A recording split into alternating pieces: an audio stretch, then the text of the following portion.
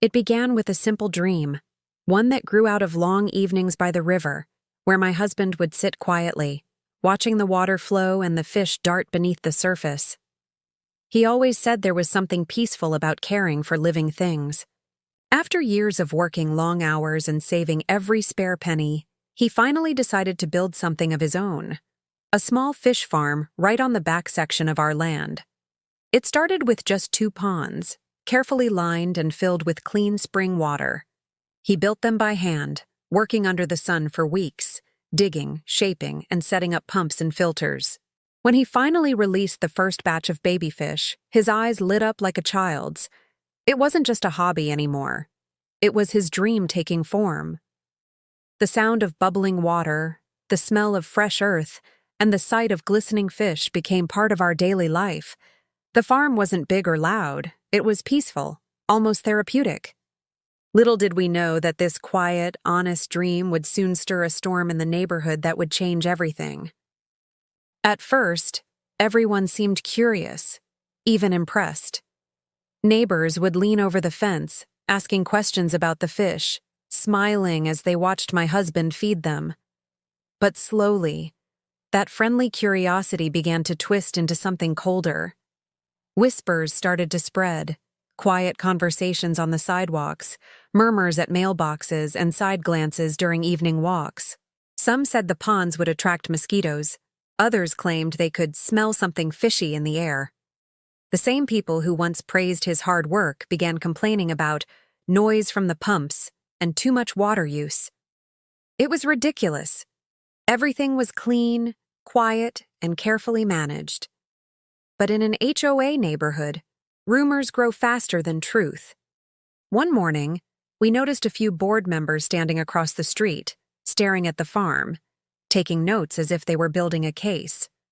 That was the first time my husband looked uneasy. Not because he'd done anything wrong, but because he knew what those whispers meant. The HOA had noticed, and they were getting ready to interfere.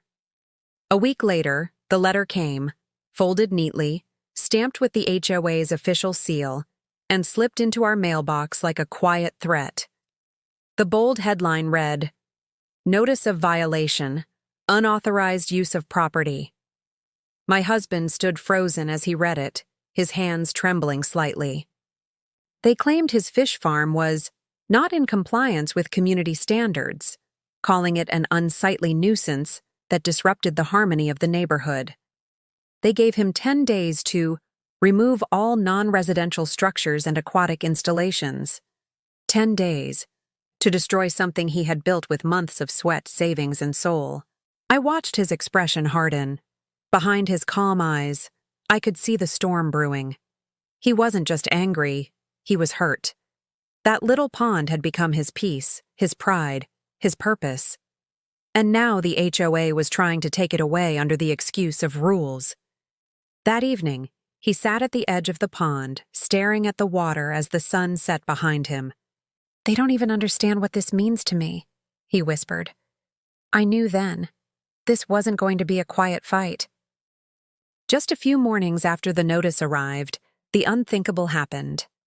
My husband was out feeding the fish when he heard footsteps crunching on the gravel behind him. He turned, and there they were. 2 HOA board members and a man with a clipboard walking straight into our backyard without a word or permission. They didn't knock, didn't call. They just let themselves in, snapping photos of the ponds, the shed, even the filtration pipes as if they owned the place. My husband's voice boomed across the yard. "Hey, what do you think you're doing on my property?" One of them didn't even look up. He just muttered, "Routine inspection. You've been reported." My husband's anger was written all over his face. "Reported for what? For working hard on my own land?" The man with the clipboard only shrugged, saying coldly, "It's for the good of the community." They took more photos and left as abruptly as they came, leaving behind muddy footprints and a deep sense of violation. That evening I saw my husband pacing by the water's edge, his reflection trembling in the ripples. What had once been a peaceful dream was now turning into a battle for respect and ownership. The HOA had crossed a line, and there was no going back. The HOA called for a mandatory community meeting that Friday evening, claiming it was to discuss a neighborhood concern. Everyone knew exactly what that meant. My husband put on his old work shirt, the one still stained with mud from the day he built the first pond, and walked into the clubhouse with quiet determination. The room buzzed with tension, rows of neighbors whispering, HOA members sitting stiffly behind a long wooden table, papers stacked in front of them like weapons. When the president finally spoke, her tone was sharp and rehearsed. "We've received multiple complaints about an unapproved commercial operation being run from your property." My husband stood tall and calm, his voice steady but full of pride. "This isn't a commercial business," he said. "It's my small fish farm, on my land, built legally and responsibly. I've never caused harm to anyone." Murmurs filled the room. A few neighbors nodded in support, while others rolled their eyes. One board member slammed a paper down, saying, "Rules are rules. It doesn't belong here." My husband looked each of them in the eye and replied, "Rules shouldn't punish hard work and dreams." The silence that followed was heavy. It was clear the board had already decided. But something had shifted in that moment. He wasn't just defending his farm anymore. He was standing up for his right to be treated fairly. Only 3 days after the tense meeting, another envelope appeared in our mailbox. This time stamped, "Final Warning." Inside was a formal notice from the HOA, written in cold, legal language. They demanded that my husband cease all aquaculture activity within 7 days or face daily fines of $500 and potential legal action. It felt like a threat, one meant to scare us into submission. My husband read the letter twice, then placed it gently on the table without saying a word. I could see the anger simmering beneath his calm face. "They think they can bully me out of my own land," he said quietly. "But they have no idea who they're dealing with." That night, he stayed up late, researching zoning laws, printing documents, and highlighting every line that proved he had the right to operate his small farm. The sound of the printer echoed through the house like gunfire. Every page, another bullet of truth. By morning, he had built his defense. The HOA might have had rules, but my husband had something stronger: proof, purpose, and pride. As the sun rose over the glistening ponds, he stood tall, whispering, "If they want a fight, I'll give them one." Within days, the whole neighborhood was talking about the fish farm. It felt like a quiet civil war, one side standing with us, the other whispering against us. Some neighbors began stopping by our gate, offering kind words and small gestures of support. One elderly couple even brought over a plate of cookies, saying softly, "Don't let them take this from you. We've seen the care you put into it." But others weren't so kind. We'd catch people snapping photos from the street, posting online about unsanitary ponds and strange smells that didn't even exist. The HOA fanned the flames, spreading fear under the guise of community concern. Soon, lines were drawn. At local gatherings, conversations would go silent when we walked in. Friends we'd known for years started avoiding us. Yet through it all, my husband stayed focused, feeding his fish, cleaning the water, keeping his promise to protect what he'd built.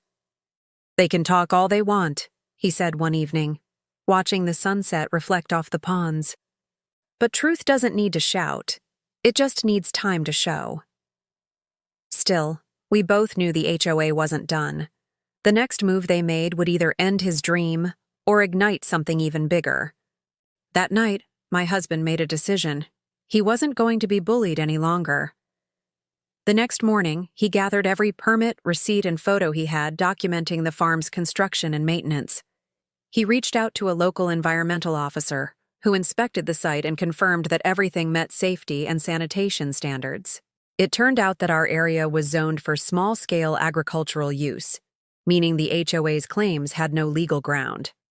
Armed with this information, my husband filed a formal complaint against the HOA for harassment and unauthorized entry. Word spread fast.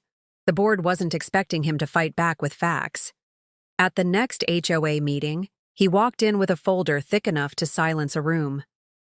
"Here are the legal permits," he said, placing them on the table. "And here's proof your so-called violations don't exist." The room went quiet. Even the board president looked pale. For the first time, they were on the defensive. The same people who once called him a troublemaker now saw him as a man standing for his rights. "I'm not asking for special treatment," he said firmly. "I'm asking for fairness." And with that, the battle lines shifted. This wasn't just about fish anymore. It had become a fight for freedom, respect, and justice on his own land. The HOA thought they could intimidate him one last time, but this time, it backfired spectacularly.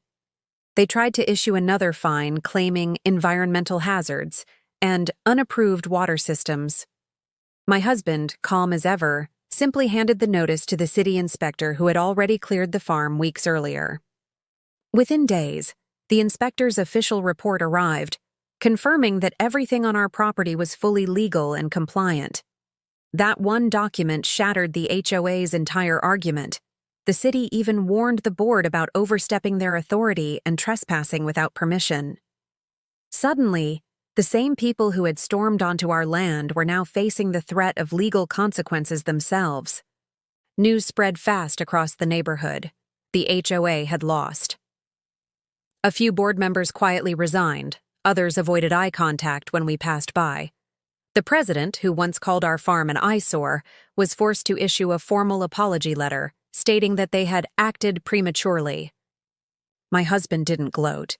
He just smiled quietly, standing beside the ponds that gleamed like mirrors in the afternoon sun. The same water they tried to shut down now reflected their own defeat. Justice, as it turned out, flowed just as steadily as the streams that fed his fish. The morning after the HOA's apology, the air around our home felt lighter, calmer, like a storm had finally passed. My husband stood by the ponds, watching the fish glide beneath the glassy surface as the golden sunrise painted ripples of light across the water. For months, this place had been a battlefield. Every pump, every ripple, every breath of his dream under attack. But now, it was quiet again. The same neighbors who once complained now waved politely when they walked by. Some even stopped to admire the clean, peaceful beauty of the farm they had once feared. My husband knelt by the edge of the largest pond, dipped his hand into the cool water and smiled. "They tried to bury me," he said softly. "But they didn't know I was a seed." The fish swam around his hand, unbothered, free, just like him. The HOA had lost their fight, but what they really destroyed was their own pride. His small fish farm stood not just as a business or hobby, but as a living symbol of resilience. In the end, the water that once brought him peace had also brought him justice, and the pond that started as a dream had become a monument to his victory.